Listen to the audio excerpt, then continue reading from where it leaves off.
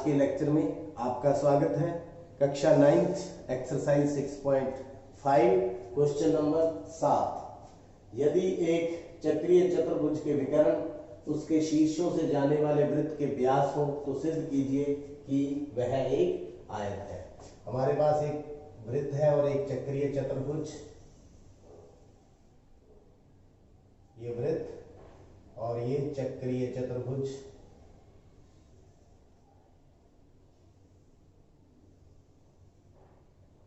A B C D और इनके जो विकर्ण है वो शीर्षों से जाते हैं और साथ में वो व्यास भी हैं, साथ में वो व्यास भी हैं, मतलब केंद्र से जाते हैं। तो सबसे पहले क्या दिया है,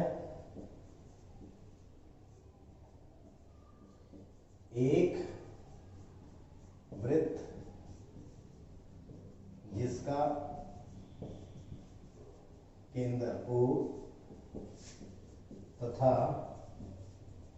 ए बी सी डी एक चक्रीय चतुर्भुज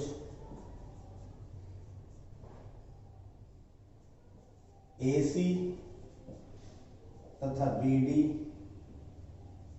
AC तथा BD वृत्त के व्यास तथा विकर्ण O पर प्रतिच्छेद करते हैं। सिद्ध क्या करना है,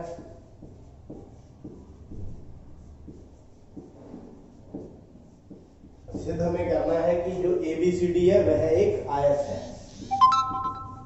ABCD एक आयत है। तो यहां पर देखिए ये व्यास है AC, प्रमाण AC वृत्त का व्यास है। तो अब ये अर्धवृत्त बन गया तो कोण D कितना हो गया, तो कोण D बराबर में 90 डिग्री, कोण D बराबर में 90 डिग्री।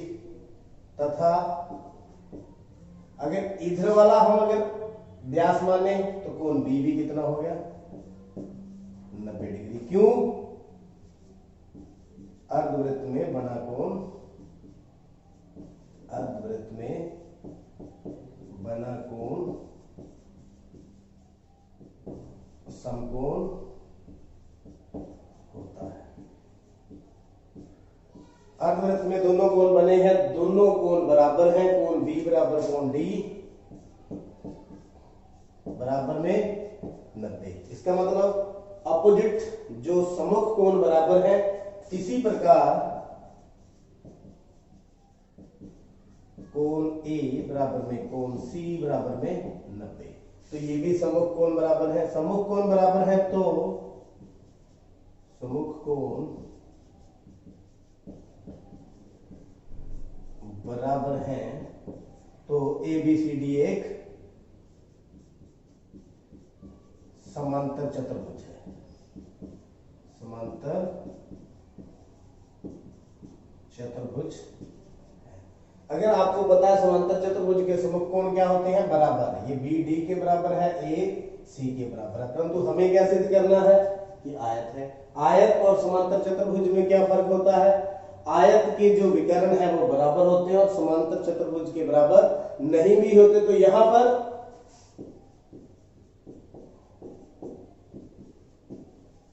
विकर्ण AC बराबर BD क्या है, दिया है, क्या दिया है, वृत्त के व्यास। तो दोनों चीजें देखिए, समांतर चतुर्भुज में अगर विकर्ण बराबर हो तो वो क्या होती है, एक आयत होती है और साथ में सभी कोण आपने देख लिए 90 है। इसलिए समांतर चतुर्भुज का प्रत्येक कोण 90 डिग्री है तथा विकर्ण बराबर है, इसलिए ए बी सी डी एक आयत है। इति सिद्धम। तो उम्मीद है ये सम आपको समझ आ चुका है। देखते हैं 8th सम। यदि एक समलंब की असमांतर भुजाएं बराबर हो तो सिद्ध कीजिए कि यह एक चक्रीय चतुर्भुज है। तो हमें क्या दिया है, एक समलंब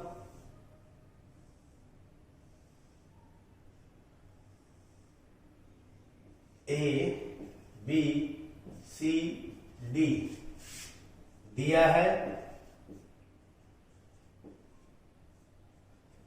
ए बी सी डी एक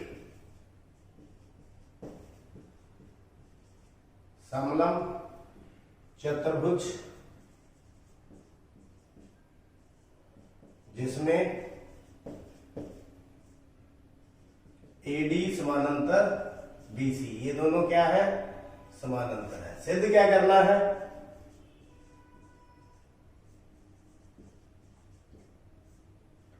सिद्ध करना ए बी सी डी एक चक्रीय चतुर्भुज है। चक्रीय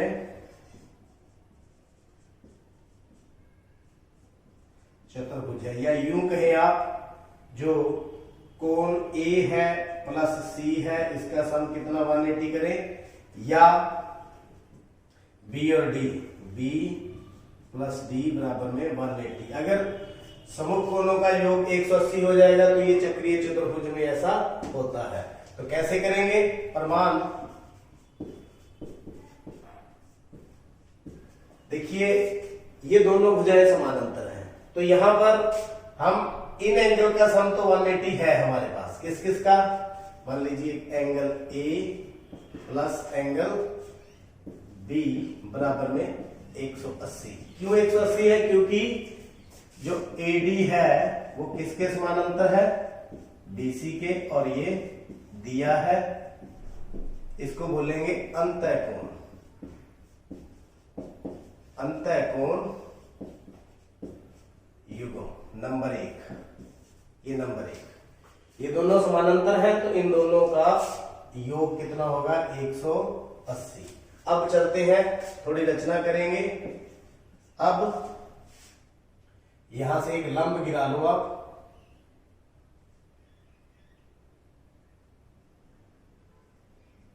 ये हो गया AM, ये हो गया DN, लंब AM लंब BC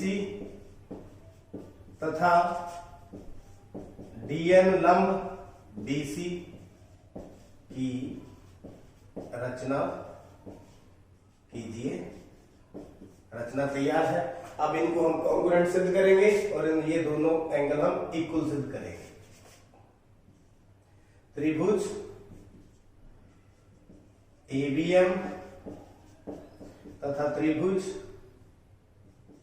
DCN में पहला देखिए 90 डिग्री का कोण AMB बराबर DNC बराबर में 90। क्यों 90, रचना द्वारा एक हो गया। दूसरा क्या है, हाइपोटेन्यूज AB बराबर CD। क्यों, क्योंकि असमांतर भुजाएं क्या है, बराबर है। असमांतर भुजाएं बराबर दिया है। तीसरा AM बराबर DN। क्यों, क्योंकि ये परपेंडिकुलर है, लंब है, ये लंब दिए हुए हैं। जो लंब होते हैं वो न्यूनतम दूरी होती है, वो बराबर है। तो कौन सा नियम लग गया, समकोण कर्ण भुजा, समकोण कर्ण भुजा नियम द्वारा जो त्रिभुज है ABM सर्वांग सम है त्रिभुज DCN। ये दोनों सर्वांग सम होगी, ये और ये। अगर ये सर्वांग सम है तो इनके सभी अंग क्या है, समान है। सभी अंग समान है तो कोण B और C क्या होगा, बराबर। कोण C और B बराबर। क्यों बराबर, सर्वांग सम त्रिभुजों के संगत भाग। तो इसको क्या दे दूं मैं, नंबर 2। तो यहां से B की वैल्यू मैं 1 में पुट कर दूं। कोण B बराबर C समीकरण 1 में रखने पर, तो यहां रख देंगे कोण A प्लस कोण C बराबर में 180। तो देखिए सम्मुख कोणों का योग कितना हो गया, 180। तो सम्मुख कोणों का योग, सम्मुख कोणों का योग 180 डिग्री है। इसलिए ABCD एक चक्रीय चतुर्भुज है। चक्रीय चतुर्भुज है इति सिद्धम। तो बहुत आसान था, मैं जल्दी से आपको बता दूं। इन दोनों का सम 180 दिया था और इन दोनों को हमने बराबर सिद्ध कर दिया। A और C का जोड़ 180 सिद्ध हो गया। तो यह एक चक्रीय चतुर्भुज सिद्ध हुई। क्वेश्चन नंबर 9 देखते हैं। दो वृत्त दो बिंदुओं B और C पर प्रतिच्छेद करते हैं। B से जाने वाले दो रेखाखंड, एक तो PBQ और ABD और PBQ, AD और PQ पर प्रतिच्छेद करते हैं। A और D और P और Q पर प्रतिच्छेद करते हैं। तो क्या दिया है,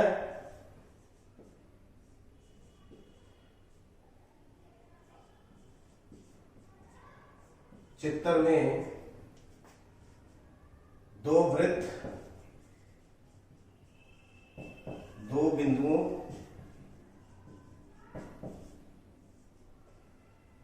B और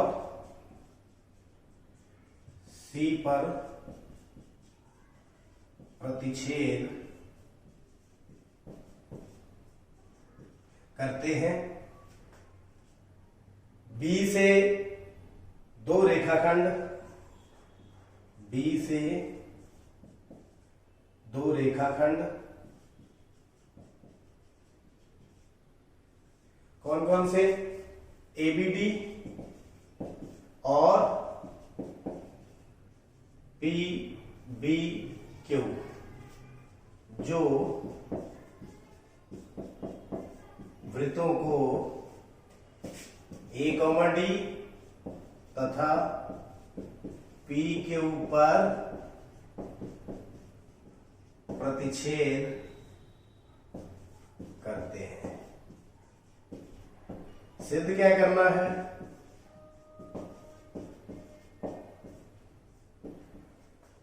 कोण ACP बराबर कोण QCD, इन दोनों को सिद्ध करना है। ACP ये वाला और QCD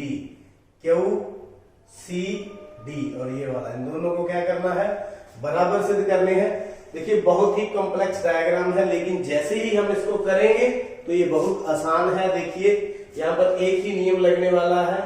यहाँ देखिए एक वृत्तखंड बना दूं जिसकी जो बिंदु है AP, तो प्रमाण A और P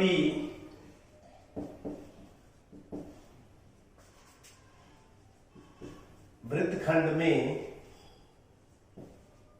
ये देखिए इस वृत्तखंड में, ये देखिए एक तो हो गया ABP ये वाला एंगल और ACP, ये दोनों किनारे सेम होने चाहिए। कौन से, ABP और ACP, ये दोनों बराबर है। क्यों बराबर है, क्योंकि एक ही वृत्तखंड में बने कोण। नंबर 1 डाल दूं, एक ही वृत्तखंड में बने कोण बराबर होते हैं। तो ये देखिए ये इसका रीजन। अब देखिए यहां पर ये कोण और ये कोण दोनों क्या है, शीर्षाभिमुख कोण है। कौन कौन से, A B P. A B P किसके बराबर है, Q B D. Q B D, ये देखिए ये दोनों लाइनें क्रॉस कर रही हैं, तो ये शीर्षाभिमुख कोण है। इसको नंबर 2 डालू, शीर्षाभिमुख कोण। तो ये दोनों बराबर है। ये देखिए एबीपी है, ये भी एबीपी है, तो ये दोनों क्या हो गए, बराबर। 1 तथा 2 से, 1 तथा 2 से। एसीपी, एसीपी किसके बराबर हुआ, क्यूबीडी।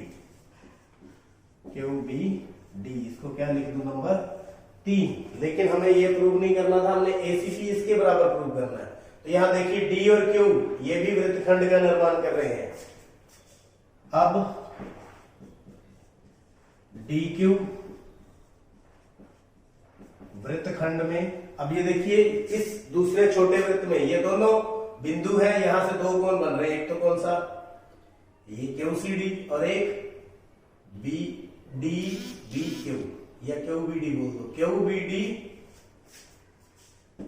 क्यू बी डी, ये दोनों किनारे सेम रहेंगे। Q C D, Q C D, ये दोनों बराबर। क्यों, एक ही वृत्तखंड में बने कोण बराबर होते हैं।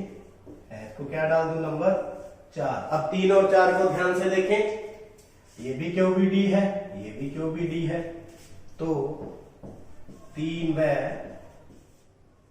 4 द्वारा कोण एसीपी किसके बराबर हो गया, कोण क्यूसीडी। यही हमें सिद्ध करना था, एसीपी बराबर क्यूसीडी। इति सिद्धम, इति सिद्धम। देखिए मैं जल्दी से दोबारा बता देता हूं।